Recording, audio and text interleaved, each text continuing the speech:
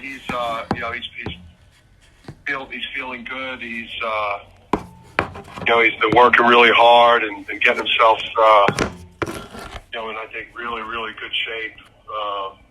But obviously he's not, not back quite yet. And then besides just what most other teams are dealing with this time of year, so just some colds, some flus, kind of going through the team. But that's what makes the regular season championship so tough to win, because you got to be mentally and physically tough over several month grind. So, but overall, pretty healthy. Go over to Gavin. Hey, Dan, both you are two of the highest scoring teams in the Big East. Do you see any similarities offensively between you and Butler? I think we run, some similar actions, and I think, I think we have a fairly similar approach to offense. I think, that they, the rosters are, constructed in a similar way. Obviously, Thad is, Thad's an excellent coach. He's one of the best coaches in the profession, and just I think really great roster construction. Some real shooting. They throw it to their centers. Posh is a dynamic shot creator and playmaker for them on the backboard on both ends of the court. And then obviously with just the ability in the portal and in the portal era, to be able to flip the roster and make some of the moves that they've made to put together an NCAA caliber team. Kind of speaks to what you could do quickly now in today's college basketball that you wouldn't have been able to do years back. You would have to suffer through a couple of years of building in a lot of ways. So it's just across the board, that's one of the best, and it's not surprising. Thanks. Go to Dave next.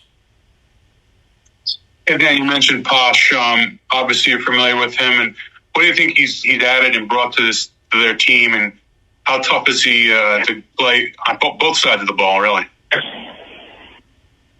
Yeah, I think they've obviously Butlers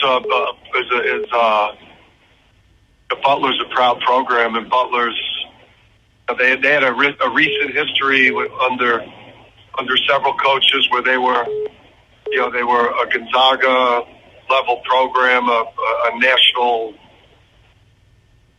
program that fell on a couple of years of some hard times. Bringing in a player like Posh with his confidence, his swagger, his aggression for a program that's been losing. Obviously, prior to Thad coming back, just I think he adds a lot to a locker room, to a confidence of a team that has learned how to win again quickly. Thanks. Got it, Dave. Hope all's good, man.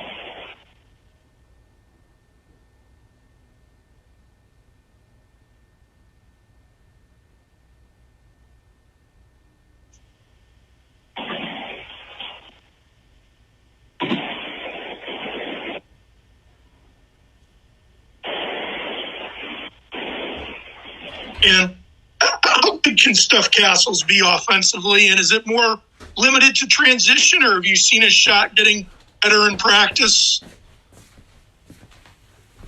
Yeah, I think you look at Steph's mechanics, and it's definitely not a mechanics issue. It's it's a confidence. It's getting more court time. It's seeing one go in. But I think we're we're going to be able to, I think, continue to expand the different ways that we use him, way we'll deploy him on offense. I think there's a lot of ways that we can utilize his size and his ability to get to the rim, his ability to pass, transition, in the ball screen game, obviously driving it, in the post-up game, as a cutter. But he's a freshman. He's learning. He's growing. College basketball is not easy on freshmen, and we're just going to keep trying to develop them. And Alex said he really likes the small lineup. How does he fit into it, both offensively and defensively? You like what you've seen out of him when you put the small lineup out there? Yeah, typical Alex. Most players, most 5 men want to be wings, and most 4s want to be point guards. So, typical caravan to be one of the few players in the country that that wants to play center. So, it's great to hear. And it's definitely a way that we could play. It's not our preferred way, but obviously we'd love to have Donovan and Sampson and be playing the way this team was designed. But obviously injuries, foul trouble happens, and it's a little bit out of necessity, but also too it's a way to just change things up and really be able to space the court. But then obviously you lose protect size and length. So like anything else, you gain some things, but then you also suffer in some ways too. Thanks. Got it. Mike and Pat. Mike.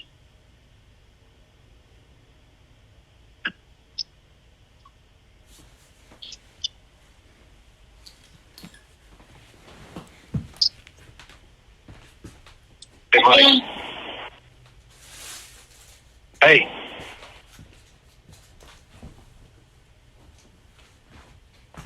Hello? Yeah, you there, Mike? Go to Pat if not. Hey, Dan, there's a narrative that it's become so hard to win on the road in the Big East that even really good teams can expect to have a hard time. So how do you prevent your team from kind of buying into that narrative when you hit the road and to understand, that they're supposed to win these games? Yeah, I mean that's what makes, I think, the leadership, both for myself and obviously the older players. Your vets have got to lead the way on the road. Your best players have got to play really well away from home because it's tougher on the younger guys. It's tougher, on the role players and guys that need to drift off of Tristan, off of Alex, off of Sampson, the guys that have been Hassan, the guys that have been part of this, this national championship team and last year's success. Have got to play well so that those others have that confidence. Obviously, Cam is a veteran player that's played a lot of games. So it's really, I think these games are really, I think it's a lot easier for younger players to play well at home. Obviously, neutral court games, but taking a show on the road, I think it's about the veterans, and they got to lead the way. I think Mike got off mute. You good, Mike? Yeah, can you hear me? Sorry, Mike. How you doing? Hey, Dan, sorry about that. You figure 3 or 4 years since we started all this on the pandemic, I'd have the mute-unmute figured out by now. But it's a work in progress. Yes. Dan, you've played a really good schedule, and you have a really good record. You've dealt with some injury and illness complications that you mentioned at the top. How do you feel about the overall accomplishments and evolution of this year's team? Yeah, I like where we are. Obviously, your goal every year is, as you're asking me that question, you want to kind of be sitting where we are. I think as the head coach at UConn, feeling like you're in contention. You feel like you have a good enough team from here on out.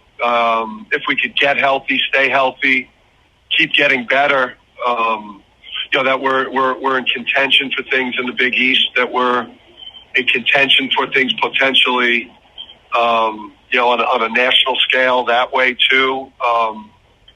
Obviously, for us to do everything that we want to do, getting Donovan back, he's such an important piece to us being elite. I think, in the meantime right now, it is a chance for us to grow and mature and go through some hard things and try to find different ways to win until we're whole again. And then, maybe we could make it look like really, really, really, really beautiful basketball again. Because he certainly changes things. But I think the position that we're in right now is, I think we're aware of what we've played ourselves to and what we're competing for. And I think on this job on January 4th, it's where you want to be.